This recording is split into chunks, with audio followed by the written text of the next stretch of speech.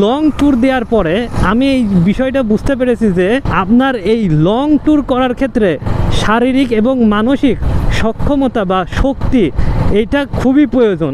মানসিক সক্ষমতা বলতে কী রকম দেখেন, আপনি যখন ঘর থেকে বের হবেন সফরের উদ্দেশ্যে তখন কিন্তু অনেক কিছু আপনার সাথে ভালো হবে, অনেক কিছু খারাপ হবে। এখন এই যে জিনিসগুলো খারাপ হবে এইগুলোকে যে মেনে নেওয়ার যে সক্ষমতা, এটা কিন্তু মানসিক সক্ষমতা, এটা আপনার লাগবে। এখন এই মানসিক সক্ষমতা আপনি কিভাবে অর্জন করবেন? এই মানসিক সক্ষমতা যদি আপনাকে অর্জন করতে হয় তাহলে অবশ্যই আপনাকে রবের ইবাদত করতে হবে। কারণ দেখেন, শারীরিক সক্ষমতা এটা হয়তো বা আপনি এক্সারসাইজের মাধ্যমে অর্জন করতে পারেন, যদিও সেটাও আল্লাহর ইচ্ছাতেই আপনি সক্ষম হবেন সেটা করার, কিন্তু মানসিক যে সক্ষমতা এটা টোটালি আল্লাহর হাতে।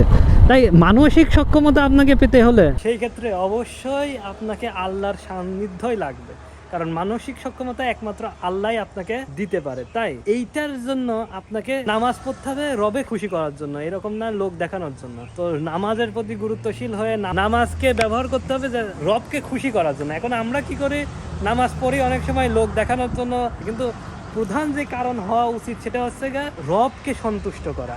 এইটা কারণ হওয়া উচিত নামাজ পড়ার। তো নামাজের প্রতি অবশ্যই গুরুত্বশীল হতে হবে, যেটা রবকে সন্তুষ্ট করার সবচেয়ে উত্তম উপায়ের মধ্যে একটা। এটা দিয়ে শুরু করলেই সবচেয়ে সুন্দরভাবে শুরু করা যায়। তো নামাজের দিকে আপনারা একটু মনোযোগী হন।